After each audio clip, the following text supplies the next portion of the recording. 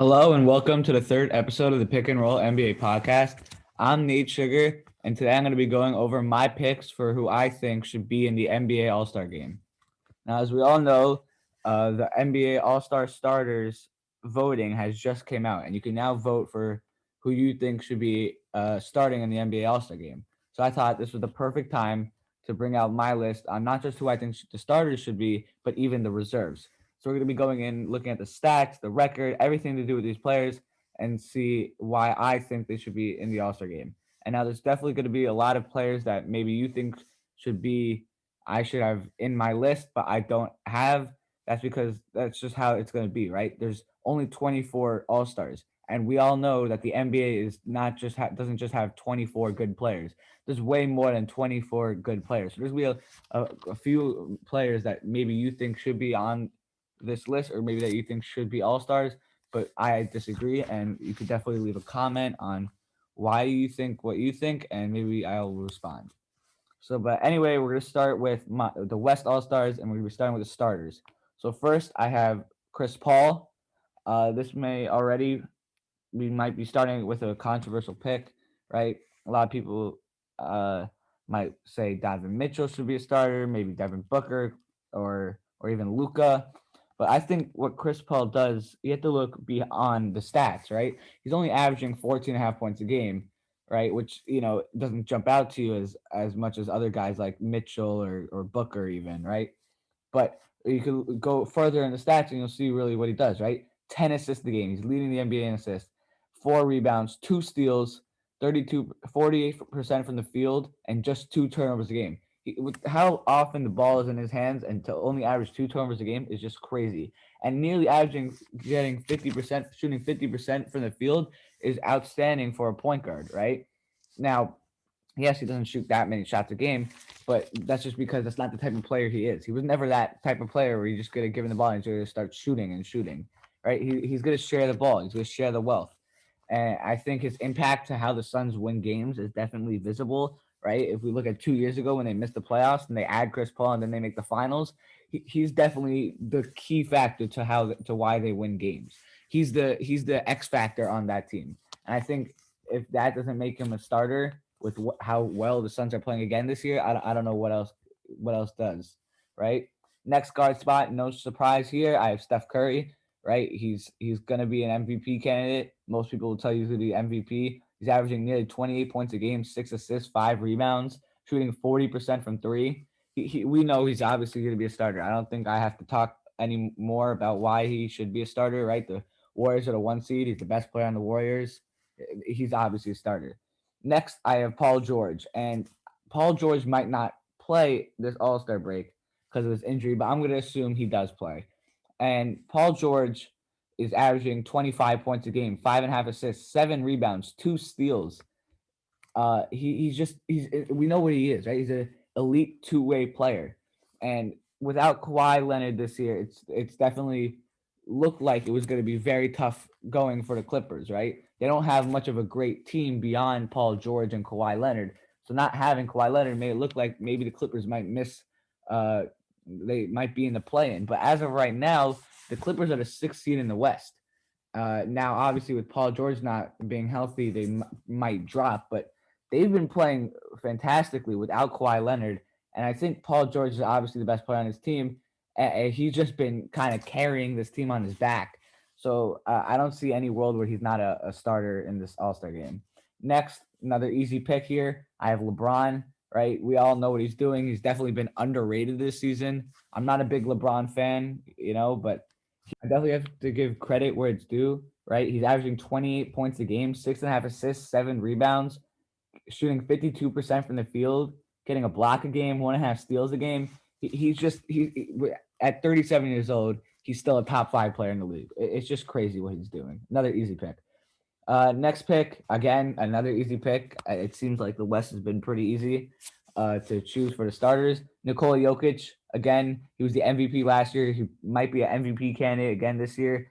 His stats are just insane 26 points a game, 7 assists, 14 rebounds, 56% from the field. He's just a monster offensively.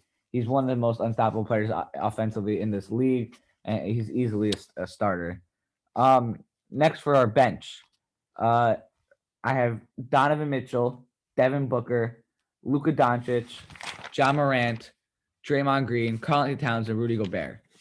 Now, I'm gonna go through all of these players, tell you the stats, and yeah. So Donovan Mitchell is averaging 25.5 points a game, 5 assists, 4 rebounds, 1.5 steals, 46% from the field. The Jazz are third seed in the West. Again, this is an easy pick. He's obviously an all-star. Devin Booker, another easy pick. Suns are the second seed in the West right now. He's averaging 24 points a game, 4.5 assists, 5 rebounds, shooting 42% from three, and only getting 2.5 turnovers a game. He's another stud player. Points are a little bit down from last year, but overall, I think everything is actually a little bit better with Booker. His scoring has gone down just a little bit, but his percentages are up. His turnovers are down. He's definitely better, I think, this year than he was last year, actually. Luka, another easy pick. You know, the Mavericks are having another disappointing year after high expectations. But Luka's obviously a top 10 player in the league. He's averaging 25.5 points a game, 8.5 assists, 8 rebounds, 45% from the field. And to me, it seems like everyone's kind of forgetting about Luka. Like ESPN's new MVP ranking, they even have him top 10. I think he's definitely in the 8 to 10 range in the MVP ranking. They had guys like Rudy Gobert over him and James Harden. It's disgraceful. I know the Mavericks aren't that good, but I mean, he's just outstanding, right? And I think he's definitely getting kind of underlooked this year because of so many years of high expectation. Last 2 years, people had high expectations, and he's been pretty disappointing. So I think people are getting kind of sick of expecting so much from him. But he is great. I think it's just the team that is really the problem. Next with John Morant, definitely him and the Grizzlies have been probably the most surprising thing this season, right? He's averaging 24.5 points a game, 6.5 assists, 6 rebounds, 1.5 steals, shooting 38% from three, 48% from the field, right? His 3-point percentage is up so much. He's definitely a more confident, better 3-point shooter. He's shooting like step back threes now, pull up threes, something we haven't seen from him in the last 2 years, where he can do at a consistent rate. But this year he is. The Grizzlies are a 4th seed in the West by a mile, right? The Nuggets are a 5 seed, but they're way behind them. The Grizzlies are just great, and John Morant is just fantastic. I wouldn't be surprised if he could be a future MVP player. I don't want to go too far, but I think it's very possible. Next with Draymond Green, he's averaging only 8.5 points a game, but he's getting 7.5 assists, 7 rebounds, 1.5 steals, 1.5 blocks, shooting 55% from the field. We know what Draymond does, right? He's not going to bring scoring to the table, but he's going to bring literally everything else. He's going to bring defense. He's going to bring passing. He's going to be rebounding. He's just a player that if you want to make a championship team, he's definitely somebody that you really want on your team. And right now, the Warriors are the 1 seed and they're looking like a championship team. And obviously, Steph Curry is the main reason they're 1 seed. But at the defensive end, in terms of leadership as well, Draymond is just so important to this team. And I think without Draymond, they'd be sitting near like the 4th seed, maybe five seed without Draymond Green. Next, Karl-Anthony Towns. I think this is an easy pick. The Timberwolves are having another kind of disappointing year, I would say. They're currently not top 8 team in the West. They're the 9th seed right now. But Anthony Edwards has been much better, has been fantastic again this year, even better than he was last year. Definitely improved on his rookie season. Karl-Anthony Towns is good again, right? Just like he is every year. But again, I think the only thing holding this team back is their lack of defense, really. And I don't think the chemistry is that good. But they've also dealt with a lot of COVID protocols and injuries. Karl-Anthony Towns isn't playing right now. I don't think D'Angelo Russell is. I think Anthony Edwards is. I don't know if Anthony Edwards is either. But Karl-Anthony Towns, I think this is an easy pick. He's averaging 24.5 points a game, nearly 10 rebounds, shooting 42% from three, 51% for the field. We know what type of shooter Karl-Anthony Towns is. Last pick, I had Rudy Gobert. I think this is, again, an easy pick. The Jazz are the 3 seed in the West. Gobert was an all-star last year. He's having a better year this year. I don't see why he wouldn't be an all-star. He's averaging 15.5 points a game, 15 rebounds, leading the NBA in rebounds, getting 2.5 blocks, and shooting 71% from the field. I think this is an easy pick. ESPN had him ranked number 5 in MVP voting. I don't think he's that good, but he's definitely an all-star. All right. Now we're going to go on to the Eastern Conference, and we're going to start with the starters. And to start, I have Trae Young from the Atlanta Hawks. This might be a controversial pick. We start off the West with a controversial pick, so I'm going to start off the East with a controversial pick. A lot of people might say Zach LaVine should be a starter. I think Trae Young should.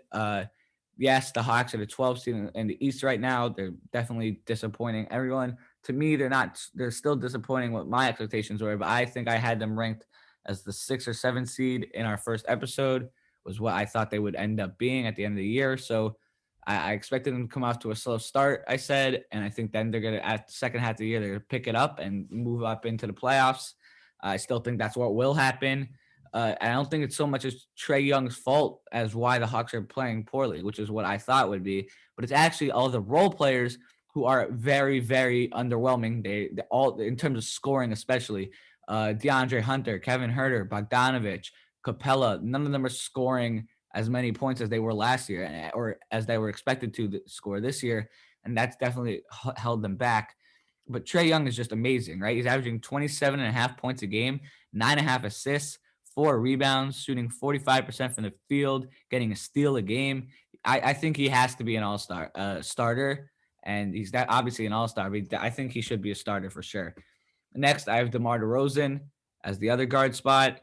I don't know if you guys saw, the Bulls are now the 1 seed because of DeMar DeRozan's back-to-back game winners against the Pacers. 2 days ago, he hit a buzzer beater 3 for the win, and then just last night against the Wizards, he hit another buzzer beater 3 for the win.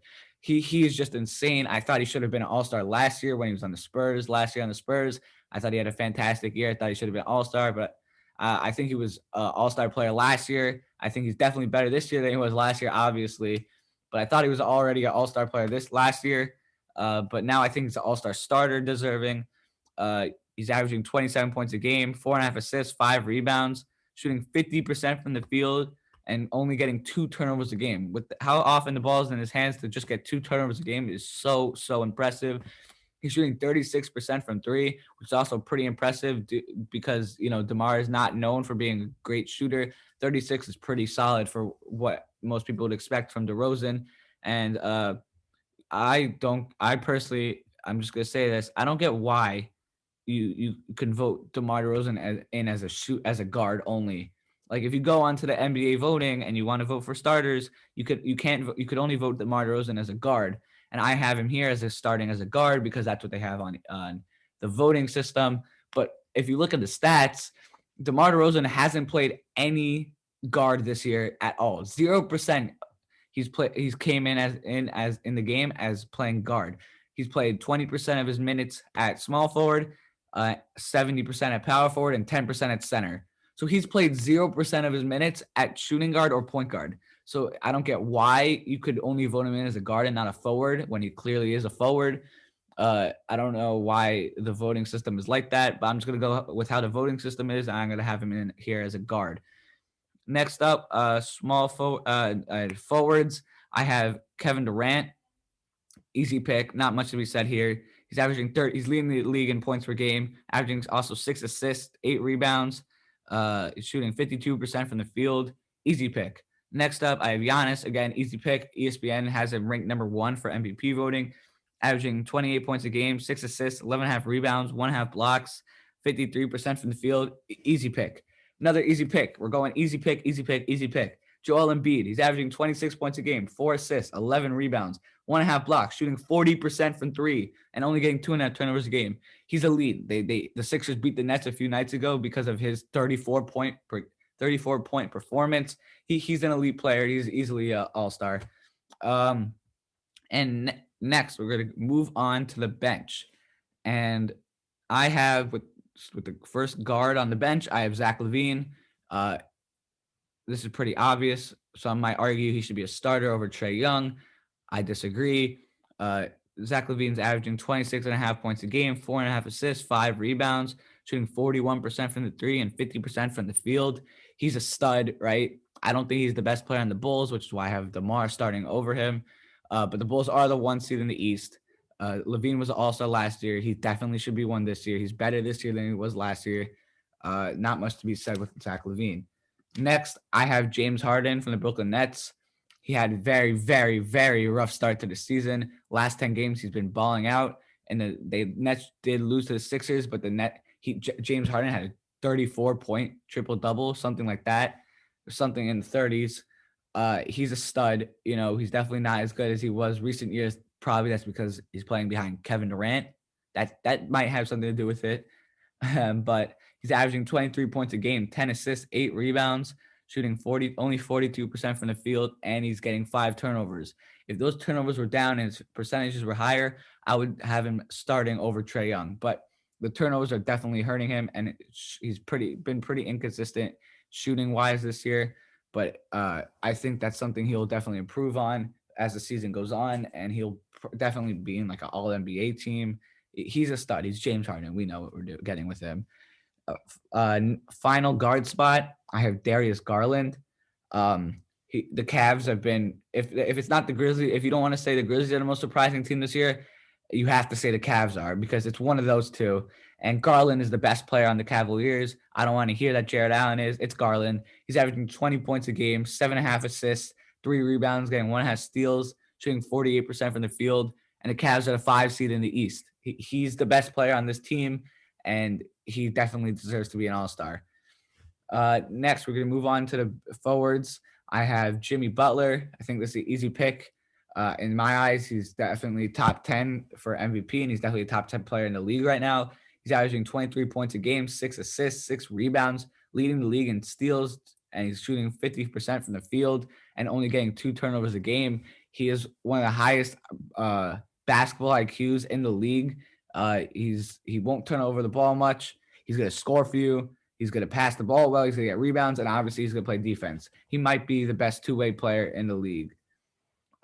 Next, I have Jason Tatum. He's had an extremely bad year this year compared to expectations and really what he had last year. Everyone's been expecting him just to take over this league and be the next superstar player, right? And it just doesn't seem like he's progressing that well. Actually, it seems like he's kind of hit a peak and that he can't get any better. And I really hope he does, because I love how Tatum plays and I love him as a player. But he's definitely had a rough start. I think if you ask most people at the beginning of the year, before the season started, a lot of people might have even said that they expect Tatum to be a starter in the East this year. He's definitely nowhere close to that, and I think he barely makes the All-Star team this year. He's averaging 25.5 points a game, 4 assists, 8.5 rebounds. So when you look at those stats, you're like, how is he having a down year? Well, it's because he's only shooting 33% from 3 and 42% from the field. That's his 3-point percentage is worse than DeMar DeRozan's, and people call DeRozan a not a great 3-point shooter. His field goal percentage is really bad. All right, for my next pick, this pick's probably had a lot of people scratching their heads and thinking, does this kid know basketball? Trust me, I do. I have Pascal Siakam. Yes, I think Pascal Siakam should be an all-star this year. He definitely had an extremely disappointing year last year after 2 years ago being an all-star starter to last year being viewed as nowhere close to an all-star. I think this year almost everyone will say that he should definitely not be an all-star. I think he should, right? The Raptors are the 11th seed in the East. I don't think anyone expected him to be like close to the 5th or 6th seed or anything like that. I think this is where people expected them to be. But Siakam is averaging 20 points a game. He's shooting 30% from 3, nearly 50% from the field, grabbing in 8 rebounds a game, 4 assists, getting a block and a steal a game, right? I think that he's definitely underrated. I think he had a very rough start to the season, right? He missed some games at the beginning of the year, came back, dealt with some injuries. But I mean, in these last 10 games, I think he's definitely been outstanding in these last 10 games, right? If we look at his last 10 games, against the Clippers on December 31st, got 25 points, 20 rebounds, 7 assists, 2 steals, 2 blocks. Game before that had 28 points, 8 assists, 6 rebounds, a steal and a block. He missed the 2 games before that. Then December 14th against the Nets, 25 points, 6 rebounds, 3 assists. Against the Kings, 16 points, 8 rebounds. Against the Knicks, 20 points, 12 rebounds, 4 assists. Against the Thunder, 23 points, 11 rebounds, 5 assists. Against the Wizards on December 5th, 31 points, 6 rebounds, 3 assists. I think this past December, he's been cooking this past December. If that's how I want to say it. He's been cooking this past month. He's easily been the best player on the team this year. This month he's been a top 20 player this month. I think he's just outstanding this year, and especially this month. I think when people look at the total stats from this year, it might not jump out to you as a clear-cut all-star, but that's just because he dealt with so many injuries at the beginning of the year that first month about when he came back, or those first few weeks when he came back, that was definitely a struggle for him, right? Coming off an injury is definitely not easy. I think guys like Chris Middleton have dealt with that, and they're extremely underrated. I think Siakam's probably, in my eyes, a top 3 most underrated player in the league. He might be my most underrated player in the league. I think he should definitely be an all-star. The Raptors statistically are much better with him on the court than off the court. They need him to win games. In my eyes, I don't see why he wouldn't be an all-star. Definitely, you can give some arguments for some other players, but I think he should be an all-star. Last, but not least, I have Jared Allen from the Cleveland Cavaliers. Yes, I think the Cavs should have 2 all-stars this year. Jared Allen he's been great this year. He statistically has, I think, a top 5 PER in the league.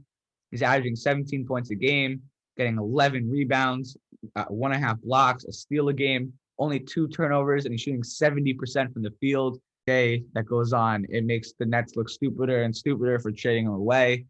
And I think he barely makes the cut to be an all-star this year. Finally, I'm going to go over my honorable mentions, players that I've definitely looked at to be all-stars, but in the end, I ruled them out, obviously, and I didn't choose them, and I didn't think they are deserving all-stars, but I think they are definitely very, very, very close. I'm going to start with the West. I have honorable mentions. I have Shai Gilgeous-Alexander, Damian Lillard, DeJounte Murray, and Anthony Davis. In the East, my East honorable mentions go to LaMelo Ball, Bradley Beal, Chris Middleton, Jaylen Brown, and Domantas Sabonis. That's all my honorable mentions, and that's my all-star picks. If you disagree with anything, which I'm sure people will, you can leave a comment, and maybe I'll respond. Thank you so much for listening, and hopefully you tune in to our next episode.